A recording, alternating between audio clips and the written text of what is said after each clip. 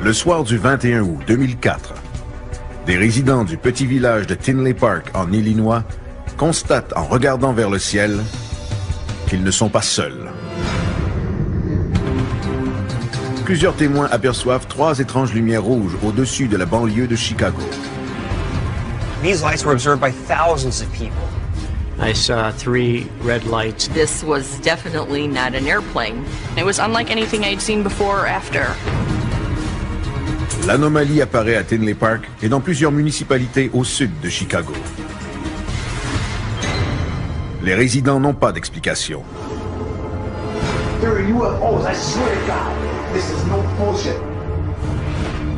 Ces lumières ont peut-être même visité plusieurs parties du monde.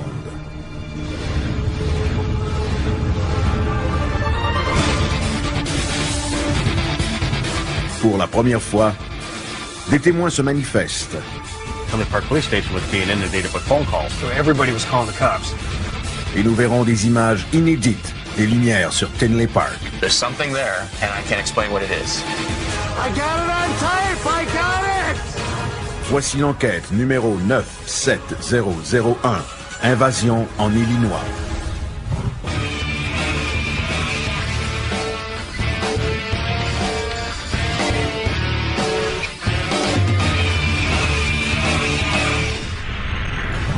Nous pouvions les voir de notre fenêtre. 3 lumières rouges dans le ciel.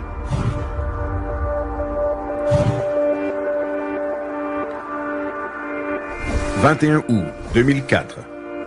Tinley Park, Illinois. Dans cette banlieue tranquille située à 48 km au sud de Chicago, plusieurs profitent de la belle journée et s'attendent à une soirée sans histoire. Ils sont rassemblés devant un barbecue où s'apprêtent à assister au concert d'Ozzy Osbourne. L'ambiance est à la fête et le ciel est clair, mais plus pour très longtemps. I got it on tape! I got it!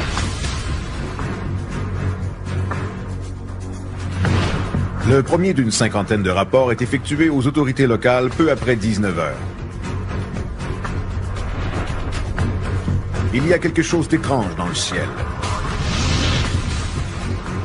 3 lumières rouges orangées qui semblent par moments voler en formation triangulaire et ensuite en ligne droite. Les images captées ce soir-là montrent des lumières qui se déplacent silencieusement et lentement, d'ouest en est, au-dessus de Tinley Park. Certains témoins les ont observées pendant plus de 30 minutes. À 21 heures, les rapports de lumières étranges dans le ciel de la banlieue de Chicago se multiplient. Tinley Park, Lake in the Hills, Oak Forest, Orland Park, Mokina, Madison, Frankfort. J'ai vu 3 lumières rouges dans le ciel.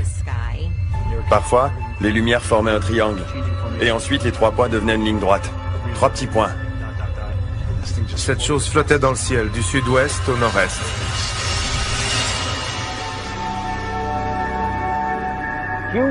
Nous sommes présentement à l'amphithéâtre First Midwest Bank, autrefois le Tweeter Center, où avait lieu le concert d'Ozzy Osbourne le 21 août 2004. Ce soir-là, les gens qui quittaient l'amphithéâtre ont été coincés dans des bouchons de circulation. Ne pouvant pas avancer, ils regardent au ciel et voient des lumières étonnantes. Certains disent qu'il est normal de voir des lumières au ciel après avoir assisté au concert d'Osbourne.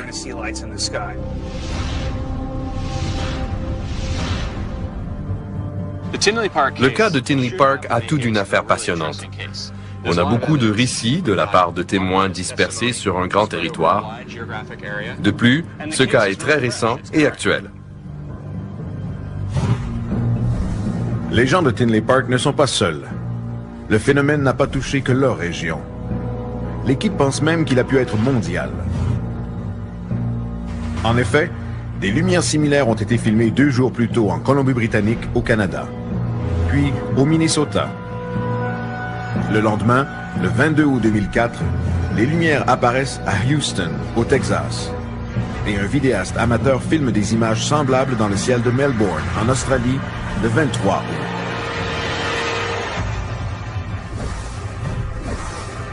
la mention d'un triangle revient souvent, se joignant aux formes de cigares et de soucoupes rondes plus fréquentes. Les visions de lumière en forme triangulaire ont émergé au début des années 1980. Quand l'armée a dévoilé ses bombardiers furtifs F-117 et B-2 en novembre 1988, quelques cas de présumés ovnis sont démystifiés. Mais plusieurs demeurent inexpliqués. L'ovni mystérieux en Belgique en 1990 et le triangle de lumière à Phoenix en 1994 sont des cas célèbres. L'équipe tente maintenant de savoir si le triangle de Tinley Park est la suite de ce phénomène.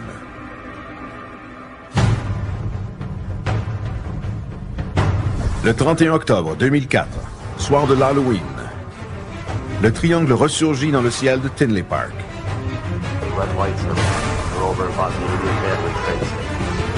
Et elles sont encore filmées par un grand nombre de témoins.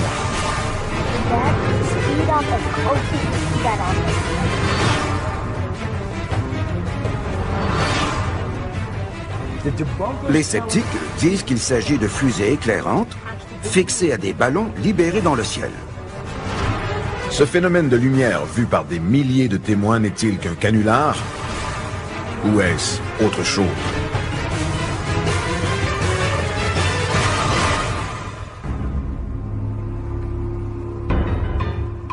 L'enquête de Tinley Park se poursuit et plusieurs possibilités sont explorées. Pat Oskert rassemble les preuves vidéo des témoins et tente d'identifier l'endroit exact de chaque manifestation. À ce stade-ci, on a besoin d'informations additionnelles, de vidéos, et on doit rencontrer les témoins. On a du pain sur la planche. Ancien analyste à la NASA, Ted Ackworth se servira des données de Pat et des vidéos des témoins pour calculer la taille et la vitesse de cet objet, pour ensuite tenter de l'identifier.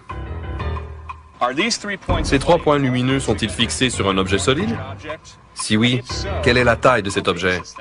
Entre-temps, Bill s'occupera de faire des tests avec des fusées éclairantes et des ballons afin de savoir s'il s'agit d'une supercherie.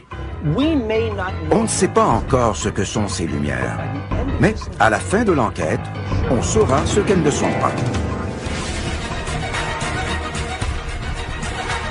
On rencontre Sam Maranto, directeur du MUFON en Illinois.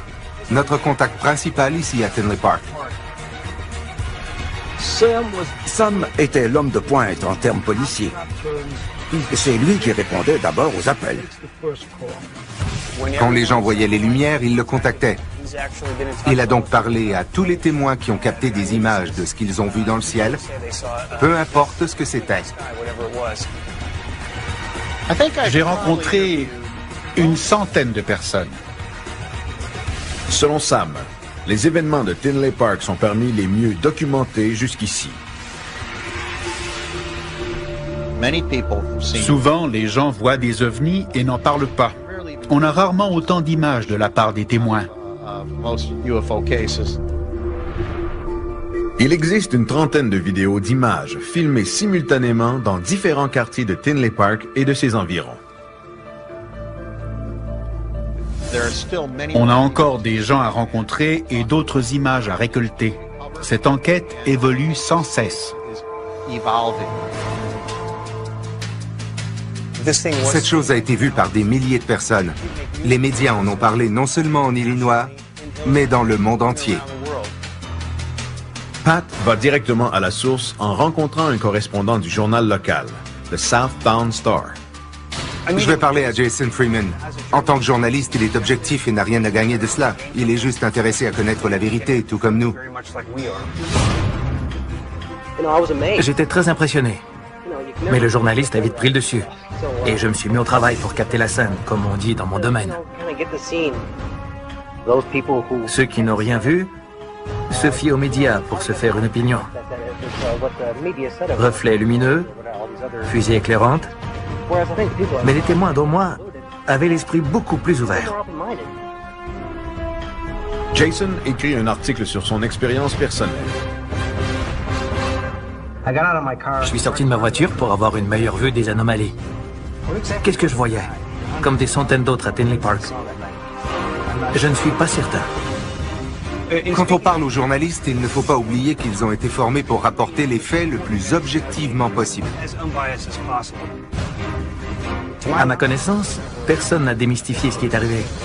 Alors je me gratte la tête 2 fois plus.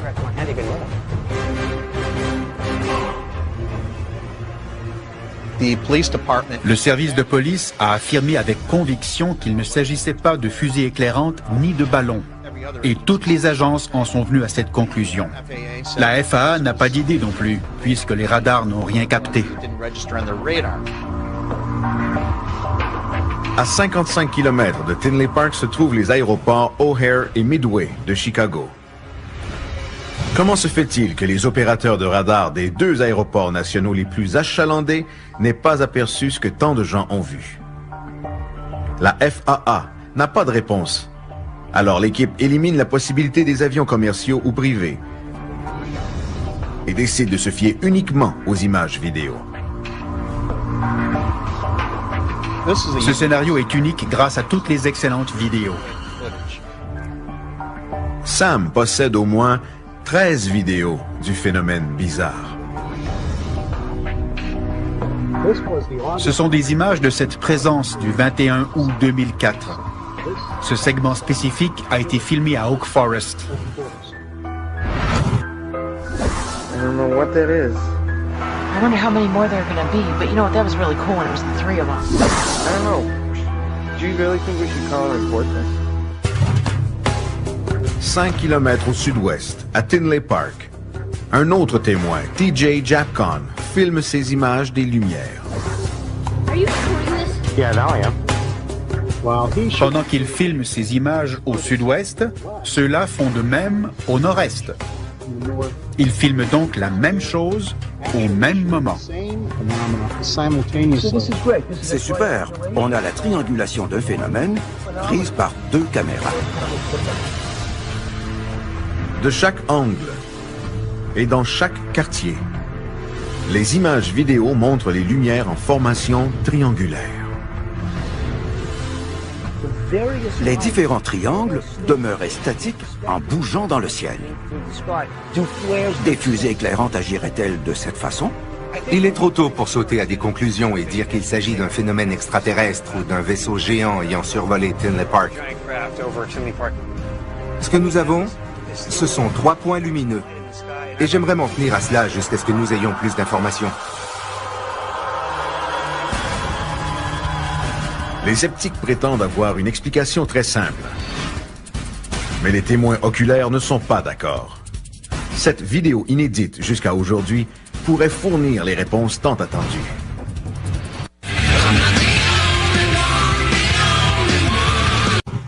Ce n'était pas un avion tel que je connais les avions. Il n'y avait aucun bruit, et c'est ce qui me fait me poser tant de questions. Mais je n'ai pas de réponse.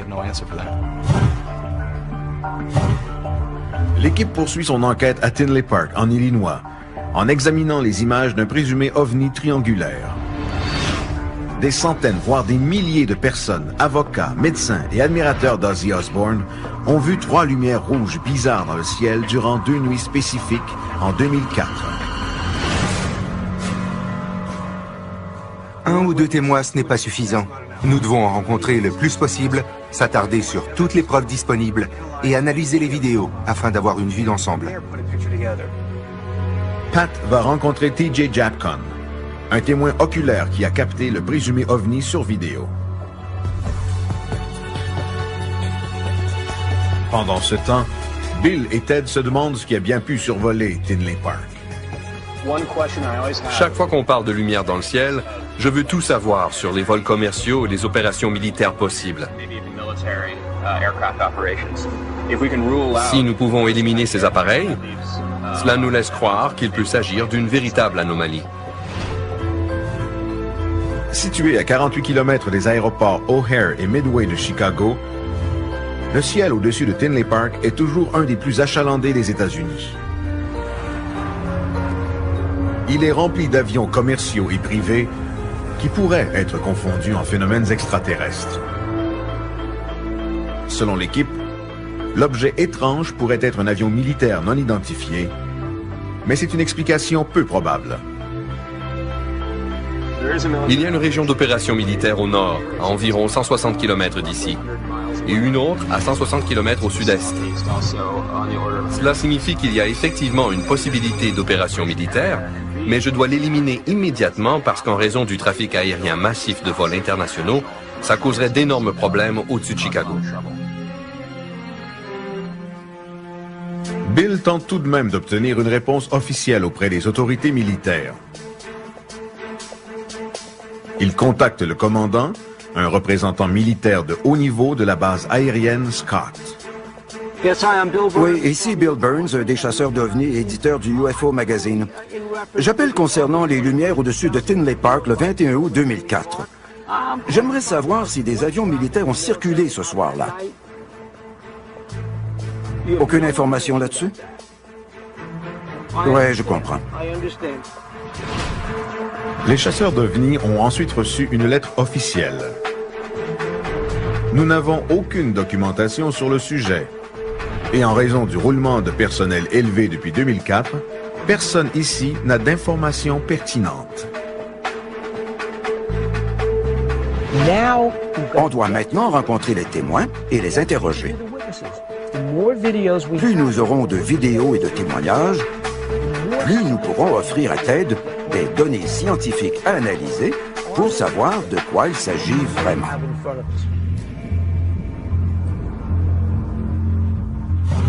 J'ai vu 3 lumières rouges qui se déplaçaient lentement dans le ciel. C'était vraiment incroyable. Je n'avais jamais rien vu de tel, des lumières rouges comme celle-là. 22h45, 21 août 2004. TJ Japcon et Dave Wagner sont à une soirée regroupant environ 70 amis et voisins. Ils ne se doutent pas que des invités surprises vont bientôt se joindre à eux. Mon fils a vu 3 lumières juste au-dessus des arbres. Are you zooming all the way? Yeah, Jake, look at that. Okay, wait, leave it. Okay. Quelqu'un a dit OVNI, et en me retournant, je l'ai vu, et je me suis demandé ce que ça pouvait être. Je n'avais jamais rien vu de semblable. Tout le monde observait les lumières, les 3 points rouges en forme de triangle. TJ se dépêche d'aller chercher sa caméra et capte des images pendant 18 longues minutes. It's definitely not a helicopter. It's going too slow for helicopters, too. It's going right over us. Le groupe est unanime. L'objet se déplace comme aucun autre appareil connu ne peut le faire. Ça lui a pris de 15 à 20 minutes pour se rendre là-bas. Il est resté sur place un moment, puis il a continué sa trajectoire. Il s'est donc immobilisé. Ah oui. Il s'est déplacé, s'est arrêté et est reparti. Ouais. La vitesse lente et le fait que l'objet se soit arrêté ne correspond à aucun appareil conventionnel et ses résidents le savent pertinemment. Lorsqu'un agent de police arrête voir le groupe, il est bombardé de questions sur l'objet. On lui a demandé ce qui se passait, et il a répondu « Je ne peux rien dire ». Il devait retourner au poste de Tinley Park parce qu'il était inondé d'appels. Tout le monde appelait la police? Exactement. L'équipe contacte le service de police de Tinley Park pour obtenir une déclaration officielle. Mais l'officier responsable n'a aucun commentaire sur l'affaire. Les rapports indiquent toutefois la réception de nombreux appels concernant 3 lumières rouges dans le ciel. Au bout de 30 minutes, l'objet disparaît lentement dans la nuit. Whoa! Where'd it go? Where'd it go? Gone. Vers 23h30, TJ et Dave voient autre chose. Une seule lumière rouge qui suit la même trajectoire que les 3 précédentes. Kurt! They're back! UFOs are back. Cette fois, Dave est prêt. Il regarde avec son télescope puissant. Je n'ai rien vu de précis. À l'œil, ça ressemblait à une seule lumière rouge, mais au télescope, je voyais une lumière ovale, entourée de 10 ou 12 petites lumières rouges. Pat apporte les vidéos de TJ. Aujourd'hui, à Fait ou Faux,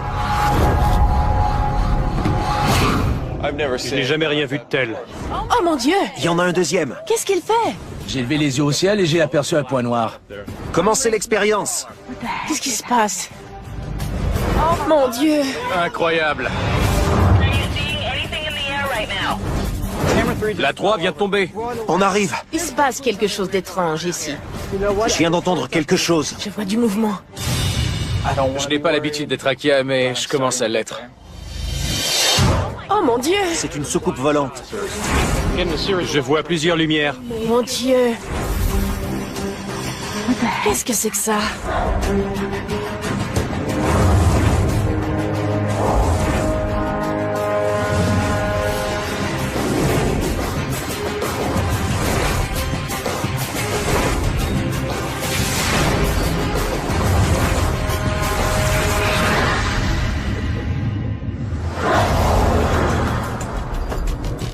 Bonjour. Salut Ben. Salut.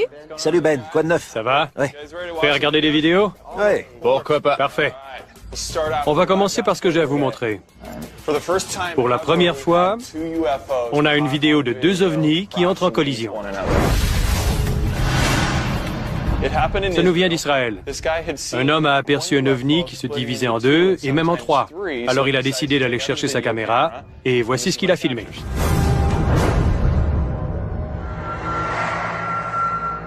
Regardez bien. Il y a quelque chose qui va arriver de la gauche. Wow. Ça devient sphérique. On dirait une explosion. Oui. Peut-être que ces choses ont simplement fusionné. C'est une théorie possible. On entend de plus en plus parler de ce genre d'ovni organique. C'est une phase de la mitose ou de division cellulaire. Alors ce qu'on voit, c'est peut-être l'inverse. Ça s'est produit en Israël, au Moyen-Orient. Il y a beaucoup d'actions là-bas. C'était peut-être simplement un avion qui a été abattu par un missile. Oui, parce que quand les 2 objets entrent en collision, ça produit une boule de lumière qui se dirige vers le sol, comme si elle tombait. Est-ce qu'ils ont retrouvé des débris près du site de l'impact? Ils sont allés vérifier le lendemain, mais ils n'ont trouvé aucune trace de débris. D'après vous, est-ce que c'est un fait ou un faux? Selon moi, ce qu'on voit, c'est réellement produit. Ce n'est pas un trucage. Ça en vaut la peine? Je pense qu'on devrait l'oublier. Je suis d'accord. On passe au prochain. J'ai une histoire de fantôme pour vous, qui nous vient directement de New York. Rose Benevuto, une dame âgée, a eu un terrible accident de voiture. Ce qui est étrange, c'est qu'elle a quitté le lieu de l'accident sans la moindre éraflure. Elle s'en est sortie totalement indemne. Sur les lieux de l'accident, il y avait une photographe du nom de Sharon Boo, et elle a pris plusieurs photos. En voici une. Et... Wow. C'est sa voiture? Elle a survécu à ça? Incroyable. L'une de ces photos était vraiment étrange. On y voyait une sorte de forme. Selon Rose, cette forme serait son ange gardien. C'est une forme angélique. On dirait bien. C'est une photo sur pellicule ou numérique? Sur pellicule. Cette forme se retrouve également sur le négatif, et c'est difficile à truquer. Tu ne crois pas que c'est simplement la réflexion de la lumière? Je ne dis pas que c'est un canular, mais il y a sûrement une raison qui explique pourquoi on voit cette lumière. Tilan, tu t'y connais en photographie? Oui. Ce genre de lumière peut-il apparaître sur le négatif? C'est possible. Plusieurs photographes créent ce genre d'effet en surexposant leur négatif. J'aimerais mieux ne pas toucher à cette histoire et continuer de croire que c'est ce qui s'est passé. J'ai souvent eu l'impression que des anges gardiens m'ont sauvé la vie. Malheureusement, je n'ai pas de photos pour le prouver. Qui est d'accord pour mettre ce cas de côté pour l'instant? Je pense qu'on pourrait en savoir un peu plus sur cette histoire. Mais pour l'instant, on peut la mettre de côté et voir ce qu'on a d'autre. D'accord, suivant. Bill, c'est à ton tour. Cette vidéo circule dans les conférences sur les phénomènes paranormaux depuis quelque temps. Elle a été tournée à Fresno en 2007. Je vous montre, la vidéo parle d'elle-même. D'accord. Il y a une créature. C'est quoi? Elle arrive du haut de l'écran. Je ne sais pas ce que c'est, mais ça n'a rien à voir avec les créatures qu'on voit habituellement dans ce genre de vidéos. On peut presque voir ses pattes. Oui. On peut aussi voir son ombre. Elle est très longue. On dirait qu'il a une tête. Je n'avais jamais vu ça. Moi non plus. C'est vraiment bizarre. C'est tout ce que je peux dire. Il y en a un deuxième. Oh mon Dieu, qu'est-ce qu'elle fait? D'un point de vue anatomique, je n'ai jamais rien vu qui ressemblait à ces deux créatures. Moi non plus. Il marchait vers quoi? Je ne sais pas vers quoi il marchait, mais en réponse à ce que tu disais, j'ai envoyé une copie de la vidéo au centre de contrôle animal de Fresno. Ils ne savent pas ce que c'est et aucun autre cas étrange n'a été rapporté dans la région. Cette vidéo nous provient d'une caméra de surveillance qu'un résident du quartier a installée sur le toit de sa maison parce qu'il entendait souvent ses chiens aboyer la nuit. Lorsqu'il a vu ces créatures sur le moniteur, il a immédiatement envoyé le signal vers son magnétoscope pour l'enregistrer. Malheureusement, comme les caméras de surveillance enregistrent en continu, l'enregistrement original a été effacé. Tout ce qui reste, c'est l'enregistrement qui provient de son magnétoscope. L'homme en question s'est tourné vers le paranormal pour avoir des réponses. Ça me plaît. On n'a jamais enquêté sur un cas semblable.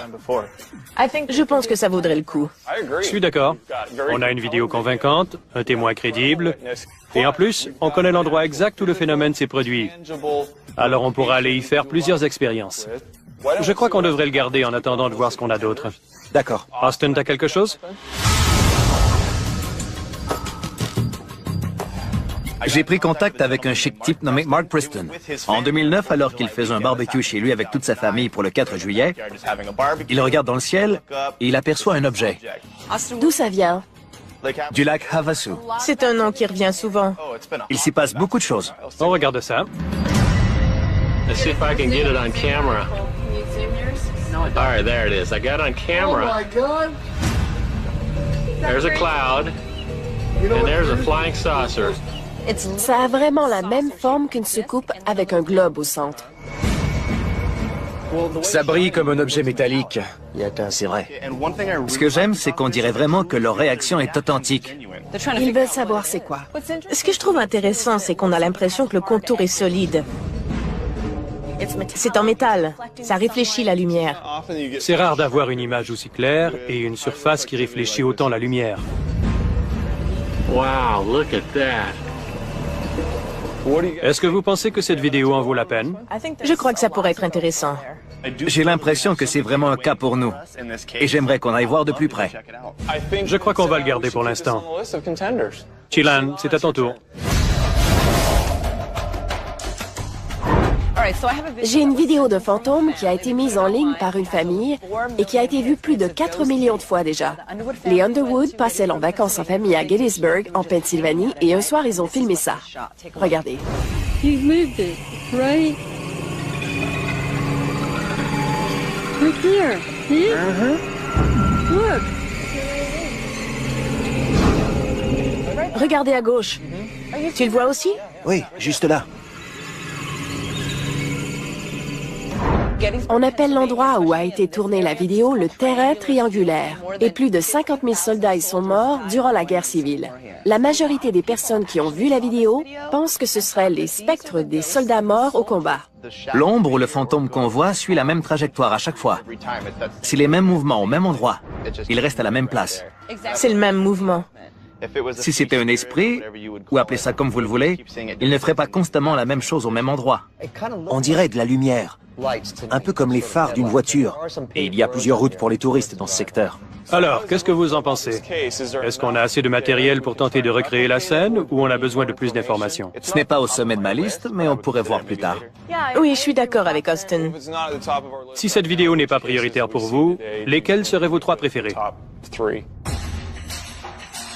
J'aime la créature nocturne. J'aime Havasu. Vous connaissez déjà mon choix, l'ange gardien et la voiture. C'est une histoire intéressante, mais j'ai peur qu'on n'ait pas suffisamment de matériel pour enquêter. Tout ce qu'on a, c'est une photo. Il n'y a pas de vidéo, mais j'aime Havasu. Oui, Havasu. Havasu peut être amusant. Je crois qu'on pourrait faire beaucoup de choses là-bas. Témoin crédible, bonne vidéo. Alors, Fresno et Havasu. Je crois qu'on a nos 2 enquêtes. Bill, que dirais-tu de te charger de Fresno avec Larry et Giles? Créature nocturne. Parfait. Austin, Chilan et moi, on ira à Havasu. D'accord? Oui. C'est parti.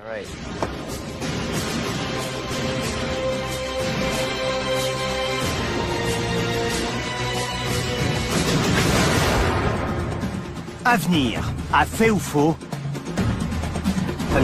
Ces chiens aboyaient, il est sorti à l'extérieur et c'est à ce moment-là qu'il les a vus. Je vois du mouvement. Ils sont plusieurs. Juste là, près des nuages. On peut le voir miroiter.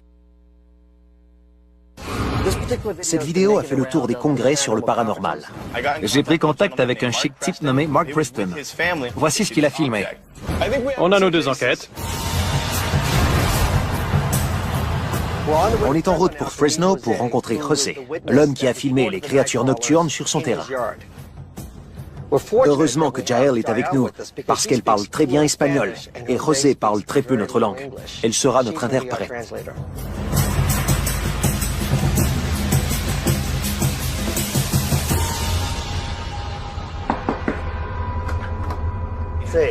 Mucho gusto.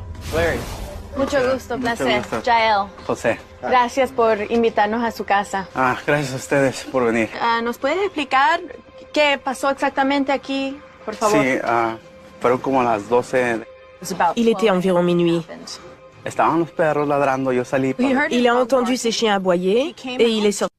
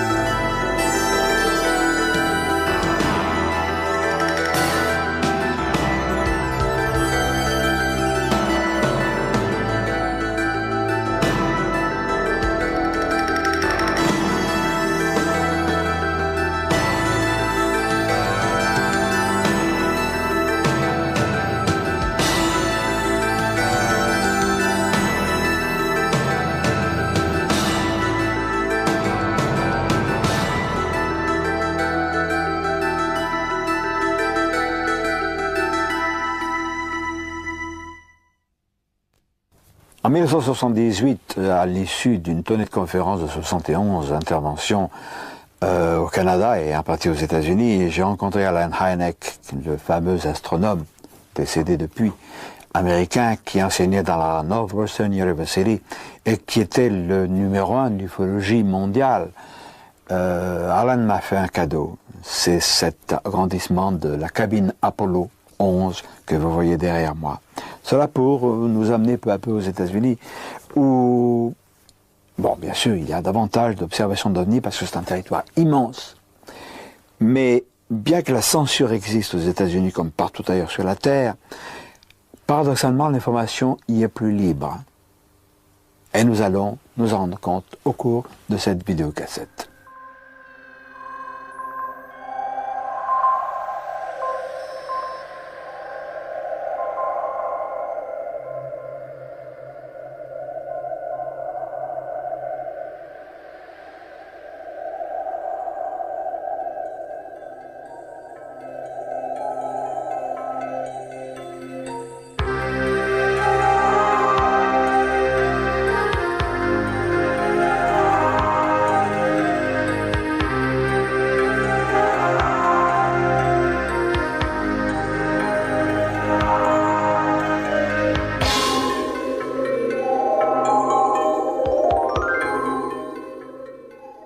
Bien sûr, aux États-Unis aussi, de nombreuses personnes se moquent des ovnis. Mais il faut savoir, il règne là-bas tout de même une grande tolérance. Quand nous sommes allés à Richmond, en Virginie, un soir, nous nous sommes rendus dans un bookstore, c'est-à-dire une très grande librairie, pas spécialisée. Mais nous avons vu à quel point le public américain a l'intelligence de se passionner pour tout ce qui touche aux choses étranges, mystérieuses, et en particulier le domaine des ovnis. Nous avons vu des étalages, des rayonnages extraordinaires qui feraient rêver le plus blasé des ufologues français. C'est pourquoi aussi aux États-Unis existe la plus importante organisation, le MUFON. Donc à Richmond, en Virginie, nous sommes rendus au congrès annuel du MUFON, où nous avons rencontré quantité de personnalités extraordinaires.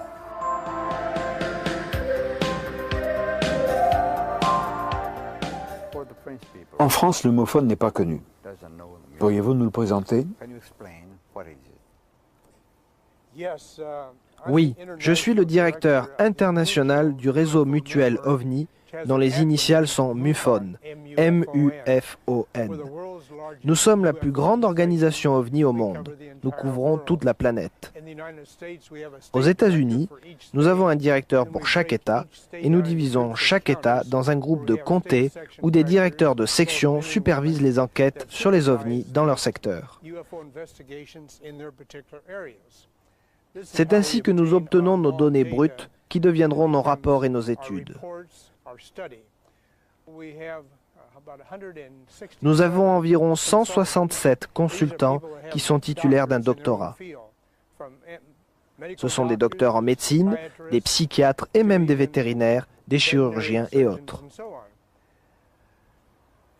Nous avons également plus de 200 personnes qui sont titulaires de maîtrise, que nous appelons des chercheurs spécialisés, afin de couvrir un vaste champ de compétences. Parce que l'ufologie, d'un point de vue scientifique, aborde de nombreux domaines. Nous avons découvert que 80 à 90% de nos données brutes s'avéraient être quelque chose de banal pouvant être expliqué.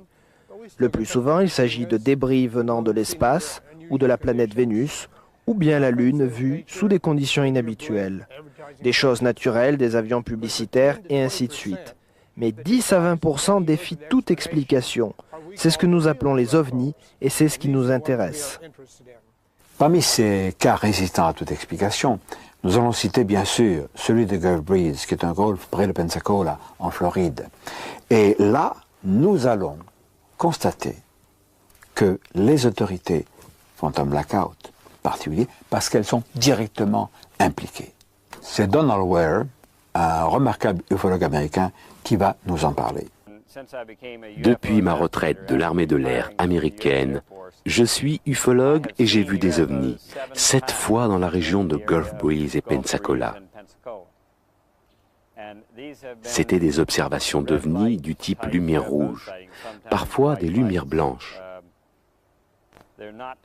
Ce ne sont pas des observations rapprochées comme Ed Walters a pu le photographier. Sur 18 observations photographiques, il a pu prendre 41 bonnes photos d'engins extraterrestres. Sur 2 des photos, l'OVNI évoluait à environ 1 mètre du sol. Il y a eu beaucoup de cas, et combien? Je pense environ 600 pendant les 4 ou 5 dernières années pour cette région. Notre équipe de recherche, pour une période de 18 mois, a répertorié des observations d'OVNI 175 fois.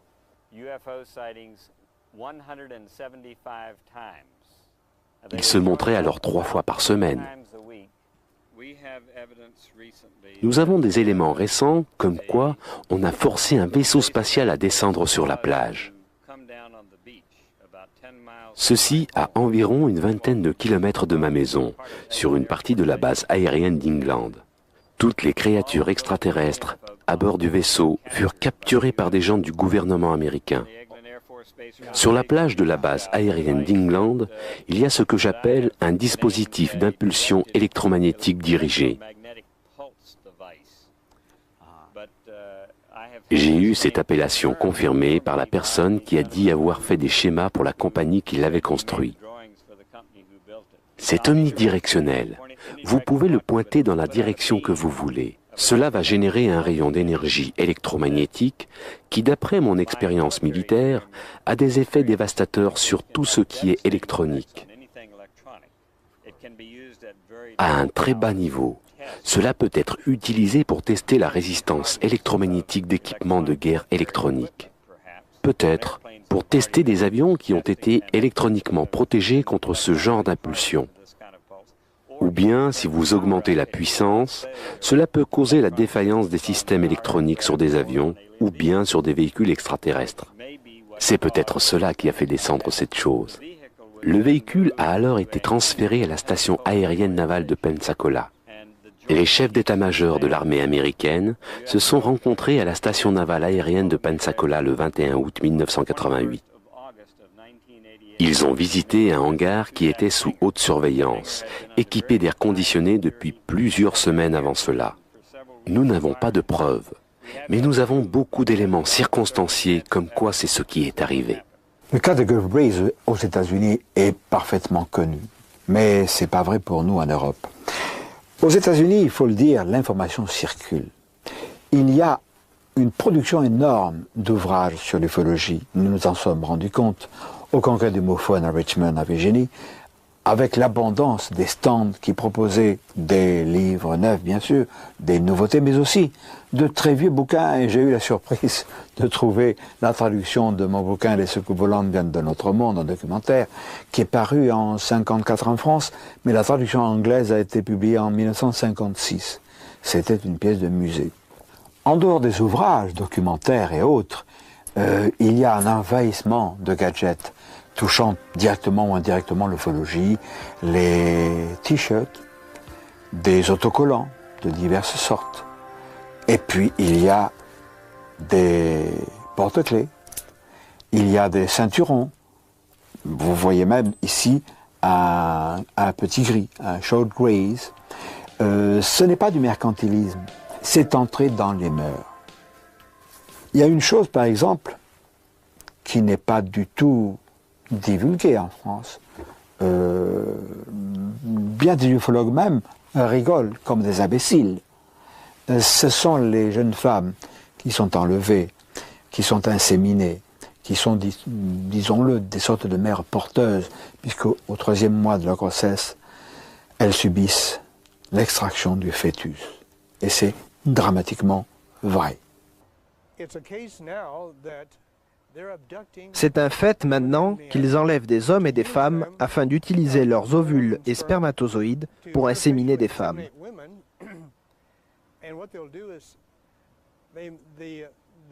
Alors elles sont enceintes pour environ 2 à 3 mois et durant la nuit le fœtus est enlevé et emmené quelque part. Nous ne savons pas où. Ils les placent dans des cages en verre. Il y en a des murs entiers. Et là, le bébé est amené à maturité. Je connais personnellement 64 personnes qui ont été à bord de véhicules extraterrestres. Et la plupart d'entre elles ont pris part à un programme d'hybridation. Je connais une dame près de chez moi qui a été enceinte 8 fois. Elle n'a qu'un seul enfant.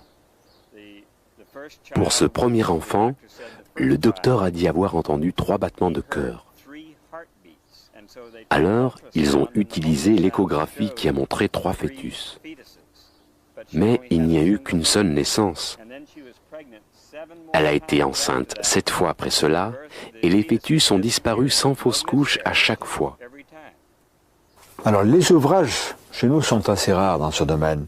C'est vrai aussi pour l'audiovisuel. Mais justement, grâce à la Fox Video, nous disposons en France d'une vidéocassette extraordinaire, Intruders, d'après l'ouvrage de Bud Hopkins. Mais Intruders, c'est extraordinaire, c'est une sorte de fiction, mais basée sur des faits dramatiquement réels et terrifiants. Tiré de récits authentiques. Arrêtez les recherches, il faut que vous m'aidiez. Ils viennent me chercher, aidez-moi, je suis peur. Maman, ils me font mal. Ce qu'ils m'ont fait, ils le referont. La menace est réelle. Les envahisseurs sont là. Et ils ont des projets pour vous. Il faut dire qui est Bud Hopkins. C'est un sculpteur de talent, mais qui a un violon dingue qui est devenu une une spécialité. Il est devenu hypnotiseur. Un hypnotiseur remarquable, extrêmement humain, qui jamais ne suggère des réponses, mais pose des interrogations. Et il est devenu, de par cette spécialité, le numéro 1, le spécialiste des abductions avec, enfin, en français on dit des enlèvements, avec insémination artificielle chez les femmes de notre planète. Il y a des cas où les gens sont enlevés à l'hôpital alors qu'ils n'ont que 2 ou 3 jours. Mais disons qu'ils ont plutôt 5 ou 6 ans, peu importe. Ils sont enlevés, puis à nouveau enlevés coup sur coup. C'est comme s'ils étaient des animaux marqués pour une étude de la race humaine.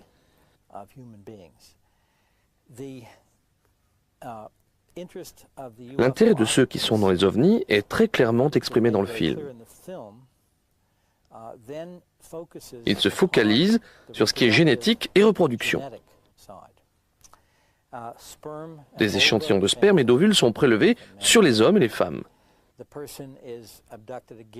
La personne est enlevée plusieurs fois. Dans le cas d'une femme, le plus souvent, celle-ci est enlevée et inséminée.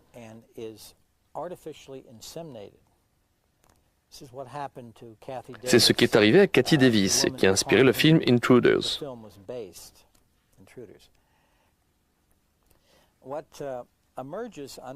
Ce qui ressort sous hypnose, et même parfois des souvenirs qui reviennent naturellement, c'est que la femme est à nouveau enlevée et que le fœtus en développement est retiré. Parfois, elle peut se rappeler un enlèvement précédent où elle est inséminée artificiellement par une sorte d'instrument. Il ne s'agit pas d'un procédé ou d'une chose sexuelle au sens où nous comprenons le sexe. C'est mécanique et clinique. Donc, elle est réenlevée, le fœtus est retiré et la personne n'est plus enceinte. Et ceci, bien qu'il y ait eu des échographies du bébé et tous les signes de grossesse. Elle est alors réenlevée et on lui montre un petit bébé. Ce bébé a des caractéristiques très étranges, moitié humain, moitié extraterrestre. Extraterrestre, vous voulez dire les gris? Oui, les gris. Les occupants des ovnis ont de très grands yeux, une très grande tête et un corps très chétif. S'ils ont des cheveux, il s'agit des hybrides. Les cheveux sont très fins, blancs et ne couvrent pas toute la tête. La personne est donc réenlevée et on lui demande de tenir le bébé. Et c'est comme si les extraterrestres pensaient qu'il y a quelque chose de magique dans le contact humain, dans le contact avec une mère. Il y a même des cas où ce sont des hommes qui sont enlevés, comme s'ils avaient contribué à la naissance de cet enfant et où on leur demande de prendre ses enfants. Maintenant, tout ceci a l'air complètement fou et je l'admets. Mais quand vous avez des centaines, voire même des milliers de cas, vous êtes forcé de prendre tout cela avec sérieux. Alors Bud Hopkins a voulu aller plus loin. Il a imaginé un sondage, élaboré d'ailleurs avec un institut de sondage, pour savoir combien de personnes et de quelle manière des personnes pouvaient avoir été victimes de ce qu'on appelle des enlèvements. Alors, je vais donc vous lire minutieusement ces 5 questions. Avez-vous disparu 1 heure ou plus sans souvenir de ce qui s'est passé? Vous êtes-vous réveillé paralysé, sans pouvoir bouger pendant plusieurs minutes, ou en ayant le sentiment d'une présence dans la pièce? Avez-vous vu des boules de lumière dans cette pièce sans explication? Avez-vous relevé des marques particulières inexpliquées sur votre corps? Avez-vous eu le sentiment de voler ou d'avoir été transporté dans les airs? Bud Hopkins nous livre des réponses surprenantes. Avec le groupe d'études, nous nous sommes dit que seules les personnes qui ont répondu oui à 4 des 5 questions auraient eu la possibilité d'avoir été enlevées sans s'en souvenir. Vous ne dites oui qu'à une seule question et vous n'êtes pas retenu. Mais les gens qui ont répondu oui à 4 des 5 questions, totalise 2% de la population, ce qui fait une personne sur 50. Et si la population des États-Unis est de 250 millions de personnes, alors nous avons affaire à un très grand nombre d'enlevés. Alors 2% de 250 millions d'habitants aux États-Unis, cela fait 5 millions de personnes, 5 millions d'Américains qui ont été, ou disons qui auraient été, mais moi je pense, qui ont été enlevés par ces êtres. Ces êtres qui, à l'échelle planétaire maintenant, parce qu'il n'y a pas que les Américains, on commence à avoir en France des activités de gris. Par exemple, non pas celui-là, négligeons celui-là, mais celui-ci a sévi quelque part dans l'est de la France. Il n'y a pas tellement longtemps. Et cette enquête, nous sommes en train de la mener.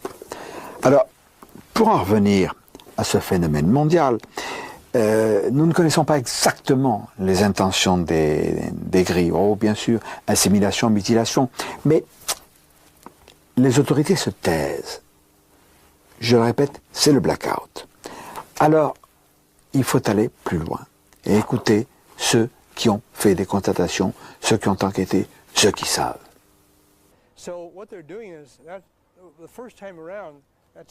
Ce qu'ils obtiennent la première fois est à moitié humain et à moitié extraterrestre. Donc leurs enfants feront plus qu'1 mètre à 1,20 m. Ils pourront atteindre la taille d'1,50 m. En croisant ainsi de suite, et ceci pendant des années, ils créent une nouvelle espèce qui a de l'endurance et de la force. Parce que s'ils ne font pas ça, ils vont disparaître, ils n'existeront plus. Je pense que c'est leur méthode pour garder leur espèce en vie. Je pense que la principale raison pour qu'il y ait un silence des gouvernements est la suivante.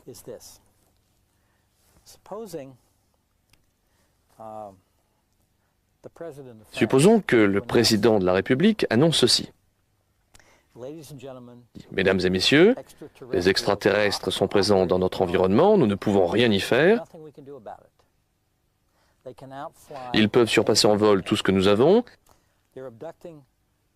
Ils enlèvent des Français, des hommes, des femmes et des enfants la nuit.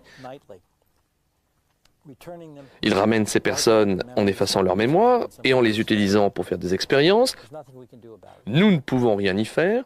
Pour couronner le tout, nous ne savons pas où tout cela doit aboutir. Nous ne savons pas finalement s'ils se montreront amicaux ou non.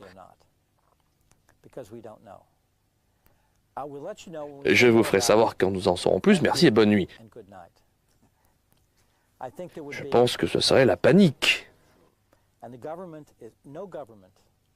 Et aucun gouvernement, François Mitterrand ou un autre, ne prendra les devants pour avouer une telle faiblesse. Nous sommes prisonniers. Oui, c'est entre leurs mains. Il n'y a rien que nous puissions faire. Maintenant, et c'est très important, je ne les vois pas comme des ennemis qui nous malmèneraient de façon délibérée. Ils n'ont pas l'air de faire ça. Ce ne sont pas des amis qui nous aident non plus. Ils sont ici pour leurs raisons. Il est malheureusement difficile, sinon impossible, d'en savoir davantage sur le comportement, sur les motivations des extraterrestres, en raison de la censure du blackout appliqué par les gouvernements, tous les gouvernements. C'est pourquoi un groupe de gens courageux aux États-Unis ont créé Operation Right to Know, opération droit de savoir, sous-entendu, voir la fin du secret sur les ovnis et les extraterrestres. Et parmi les fondateurs de ce mouvement se trouve Ed Komarek. Opération Droit de savoir est une organisation internationale que nous avons créée pour obtenir des gouvernements du monde entier la divulgation des secrets concernant les ovnis. À l'heure actuelle, nous sommes principalement aux États-Unis, mais nous nous sommes déjà établis dans d'autres pays comme l'Argentine et nous commençons à nous établir dans d'autres pays d'Europe. Le 5 juillet, vous allez manifester à Washington devant la Maison-Blanche. Allez-vous rassembler beaucoup de monde? Ceci est en fait notre deuxième manifestation. Lors de la première, nous n'étions que 2. Et lorsque nous sommes allés à Washington, de plus en plus de gens nous ont rejoints. Maintenant, nous avons une organisation avec des membres, une lettre d'information. Et avec la couverture médiatique dont nous avons disposé, nous n'avons en fait aucune idée de combien nous serons. Nous avons prévu de 50 à 100 personnes, mais nous pouvons être des centaines. L'opération Droit de savoir, Operation Right to Know aux États-Unis, a une vocation internationale. Nous avons rencontré là-bas le représentant de cette organisation en Argentine, mais Guillermo Aldonati, c'est son nom, n'a pas les mêmes coups des franches que les Américains, ni peut-être nous en France, et il va nous parler des problèmes auxquels il a été confronté. Nous avons établi des projets pour faire une manifestation analogue à celle qui va avoir lieu lundi prochain à Washington. Mais nous avons eu certaines pressions, vous savez, cela venait des politiciens et de la police. Parce qu'ils disaient que si nous faisions ce genre de manifestation, cela voudrait dire que nous sommes fous, vous comprenez?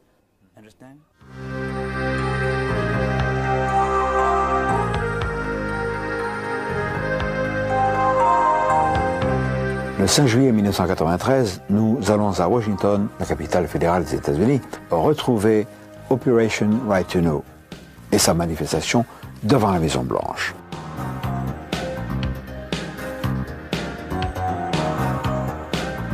We're here to let the world know, and we're here to tell the government, no more lies! Nous nous retrouvons donc au parc Lafayette, où des intervenants vont se succéder, avant la marche symbolique en face de la Maison-Blanche.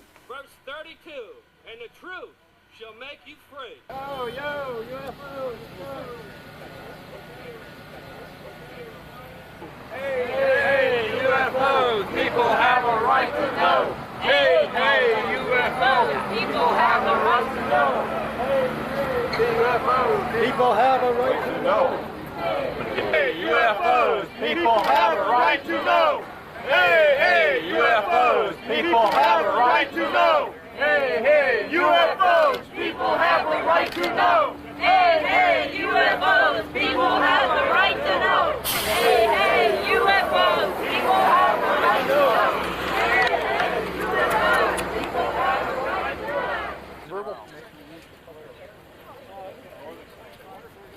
Hélène Douglas, vous êtes la fondatrice avec vos amis du mouvement Opération Droit de savoir. Quel est votre programme?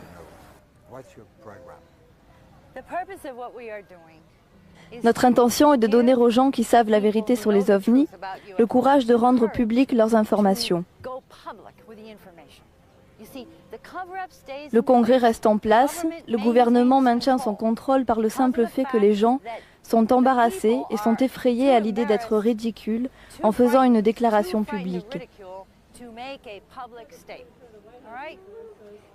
Maintenant, une manifestation comme celle que nous avons faite aujourd'hui est le prototype d'une déclaration publique.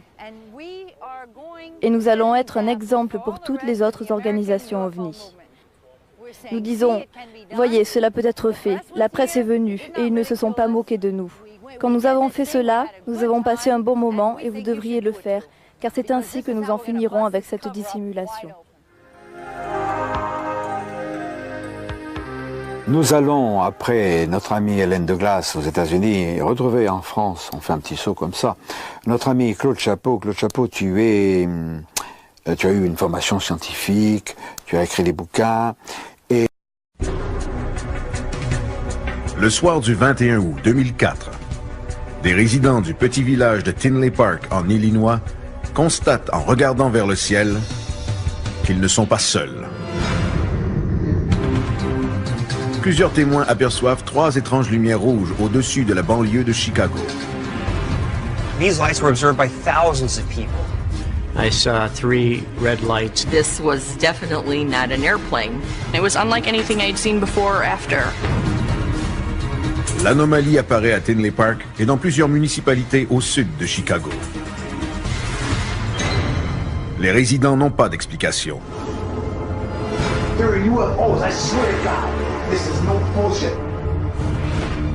Ces lumières ont peut-être même visité plusieurs parties du monde.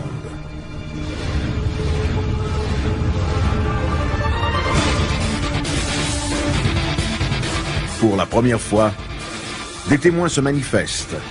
Tinley Park Police Station was being inundated with phone calls, so everybody was calling the cops. Et nous verrons des images inédites des lumières sur Tinley Park. There's something there, and I can't explain what it is. I got it on tape! I got it!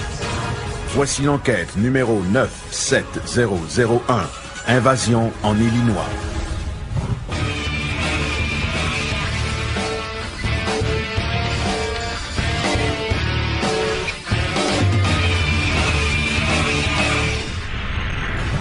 Nous pouvions les voir de notre fenêtre.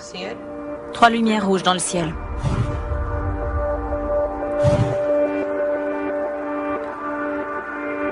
« 21 août 2004. Tinley Park, Illinois. Dans cette banlieue tranquille située à 48 km au sud de Chicago, plusieurs profitent de la belle journée et s'attendent à une soirée sans histoire. Ils sont rassemblés devant un barbecue où s'apprêtent à assister au concert d'Ozzy Osbourne. L'ambiance est à la fête et le ciel est clair, mais plus pour très longtemps. I got it on tape! I got it!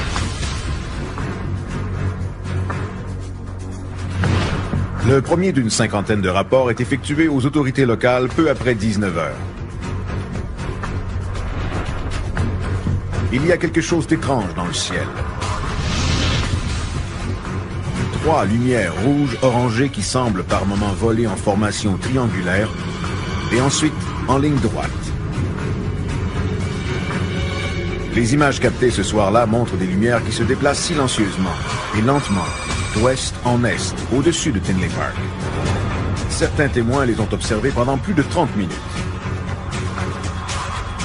À 21 heures, les rapports de lumières étranges dans le ciel de la banlieue de Chicago se multiplient. Tinley Park, Lake in the Hills, Oak Forest, Orland Park, Mokina, Madison, Frankfort. J'ai vu 3 lumières rouges dans le ciel. Parfois, les lumières formaient un triangle. Et ensuite, les 3 points devenaient une ligne droite. 3 petits points. Cette chose flottait dans le ciel, du sud-ouest au nord-est.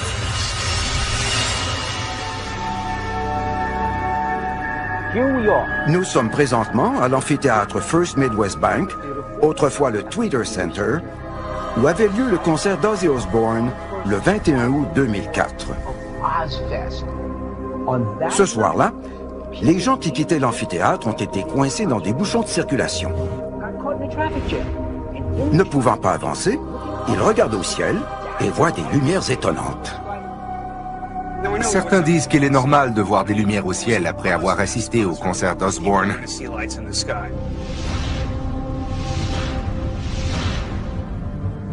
Le cas de Tinley Park a tout d'une affaire passionnante. On a beaucoup de récits de la part de témoins dispersés sur un grand territoire. De plus, ce cas est très récent et actuel. Les gens de Tinley Park ne sont pas seuls. Le phénomène n'a pas touché que leur région. L'équipe pense même qu'il a pu être mondial. En effet, des lumières similaires ont été filmées 2 jours plus tôt en Colombie-Britannique, au Canada, puis au Minnesota. Le lendemain, le 22 août 2004, les lumières apparaissent à Houston, au Texas. Et un vidéaste amateur filme des images semblables dans le ciel de Melbourne, en Australie, le 23 août.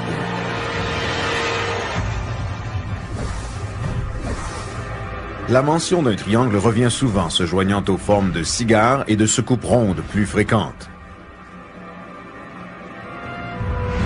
Les visions de lumière en forme triangulaire ont émergé au début des années 1980. Quand l'armée a dévoilé ses bombardiers furtifs F-117 et B-2 en novembre 1988, quelques cas de présumés ovnis sont démystifiés. Mais plusieurs demeurent inexpliqués.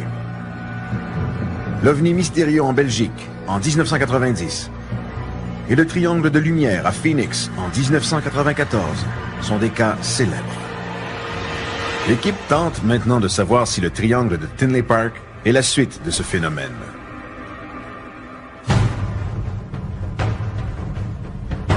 Le 31 octobre 2004, soir de l'Halloween, le triangle ressurgit dans le ciel de Tinley Park.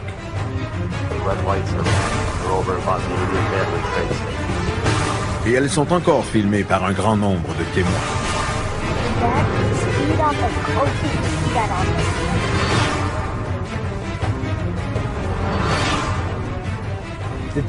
Les sceptiques disent qu'il s'agit de fusées éclairantes fixées à des ballons libérés dans le ciel.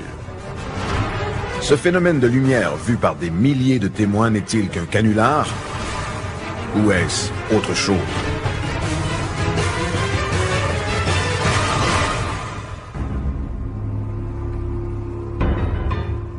L'enquête de Tinley Park se poursuit et plusieurs possibilités sont explorées. Pat Oskert rassemble les preuves vidéo des témoins et tente d'identifier l'endroit exact de chaque manifestation. À ce stade-ci, on a besoin d'informations additionnelles, de vidéos, et on doit rencontrer les témoins. On a du pain sur la planche. Ancien analyste à la NASA, Ted Ackworth se servira des données de Pat et des vidéos des témoins pour calculer la taille et la vitesse de cet objet, pour ensuite tenter de l'identifier. Ces 3 points lumineux sont-ils fixés sur un objet solide? Si oui, quelle est la taille de cet objet? Entre-temps, Bill s'occupera de faire des tests avec des fusées éclairantes et des ballons afin de savoir s'il s'agit d'une supercherie.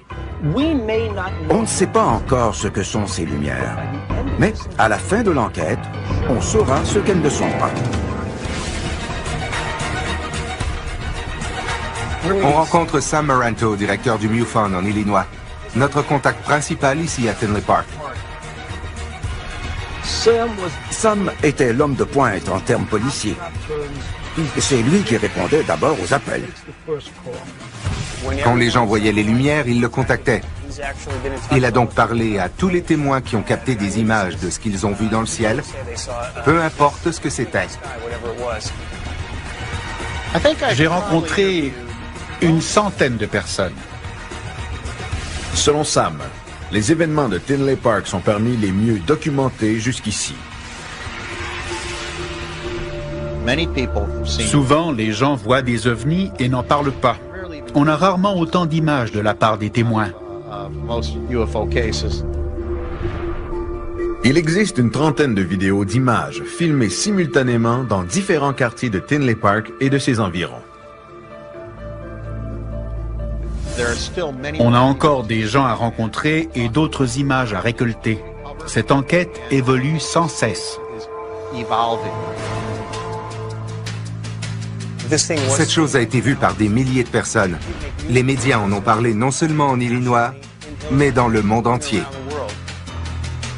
Pat va directement à la source en rencontrant un correspondant du journal local, le Southbound Star. Je vais parler à Jason Freeman. En tant que journaliste, il est objectif et n'a rien à gagner de cela. Il est juste intéressé à connaître la vérité, tout comme nous. J'étais très impressionné. Mais le journaliste a vite pris le dessus. Et je me suis mis au travail pour capter la scène, comme on dit dans mon domaine. Ceux qui n'ont rien vu se fient aux médias pour se faire une opinion. Reflets lumineux, fusées éclairantes. Mais les témoins, dont moi, avaient l'esprit beaucoup plus ouvert. Jason écrit un article sur son expérience personnelle. Je suis sorti de ma voiture pour avoir une meilleure vue des anomalies. Qu'est-ce que je voyais? Comme des centaines d'autres à Tinley Park. Je ne suis pas certain. Quand on parle aux journalistes, il ne faut pas oublier qu'ils ont été formés pour rapporter les faits le plus objectivement possible. À ma connaissance, personne n'a démystifié ce qui est arrivé. Alors je me gratte la tête 2 fois plus.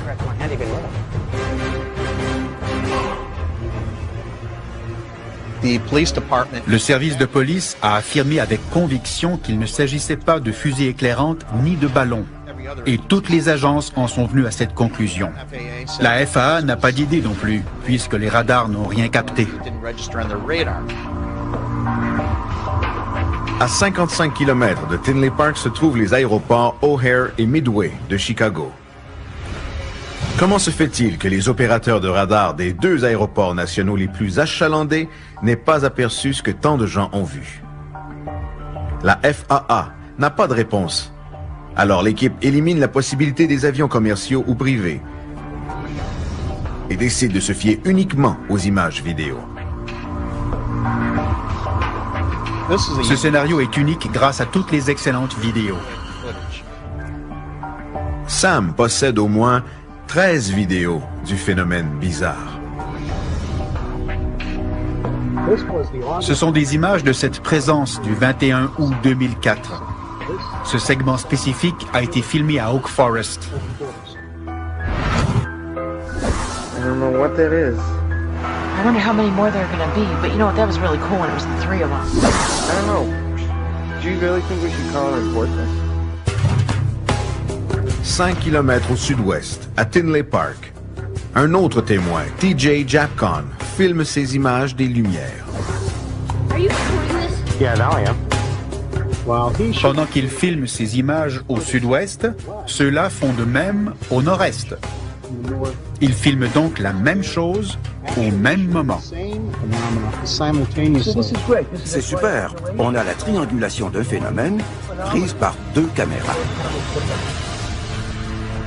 De chaque angle et dans chaque quartier, les images vidéo montrent les lumières en formation triangulaire. Les différents triangles demeuraient statiques en bougeant dans le ciel. Des fusées éclairantes agiraient-elles de cette façon? Il est trop tôt pour sauter à des conclusions et dire qu'il s'agit d'un phénomène extraterrestre ou d'un vaisseau géant ayant survolé Tinley Park. Ce que nous avons, ce sont 3 points lumineux. Et j'aimerais m'en tenir à cela jusqu'à ce que nous ayons plus d'informations. Les sceptiques prétendent avoir une explication très simple. Mais les témoins oculaires ne sont pas d'accord. Cette vidéo inédite jusqu'à aujourd'hui pourrait fournir les réponses tant attendues.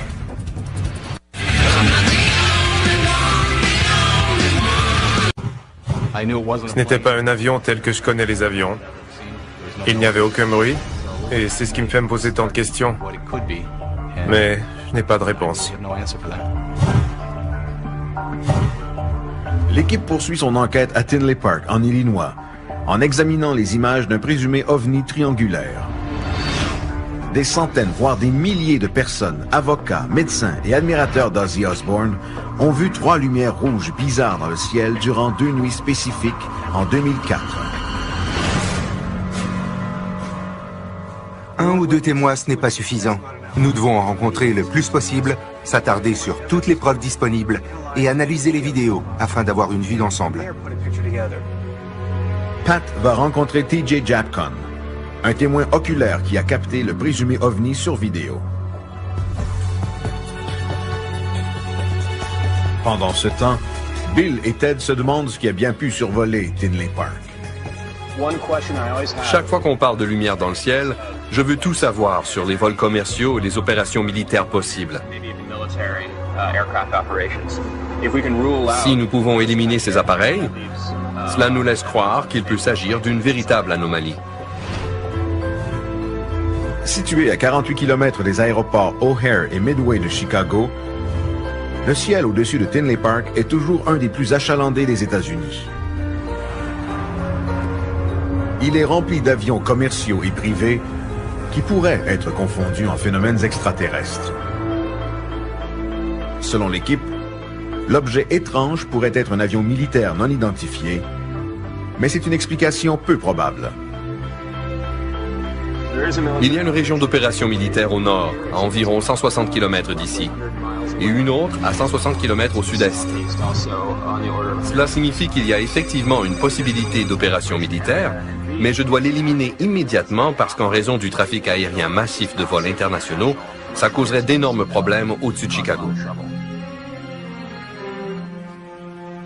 Bill tente tout de même d'obtenir une réponse officielle auprès des autorités militaires.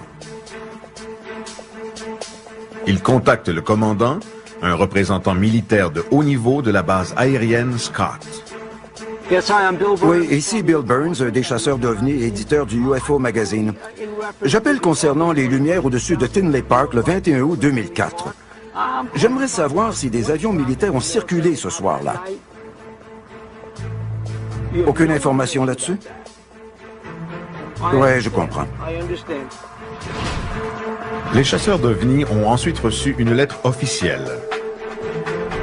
Nous n'avons aucune documentation sur le sujet. Et en raison du roulement de personnel élevé depuis 2004, personne ici n'a d'informations pertinentes.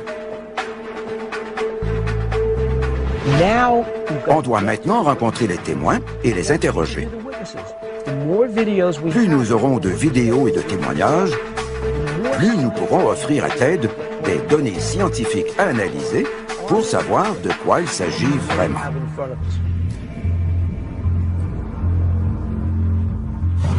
J'ai vu 3 lumières rouges qui se déplaçaient lentement dans le ciel. C'était vraiment incroyable. Je n'avais jamais rien vu de tel, des lumières rouges comme celle-là. 22h45, 21 août 2004. TJ Japcon et Dave Wagner sont à une soirée regroupant environ 70 amis et voisins. Ils ne se doutent pas que des invités surprises vont bientôt se joindre à eux. Mon fils a vu 3 lumières juste au-dessus des arbres.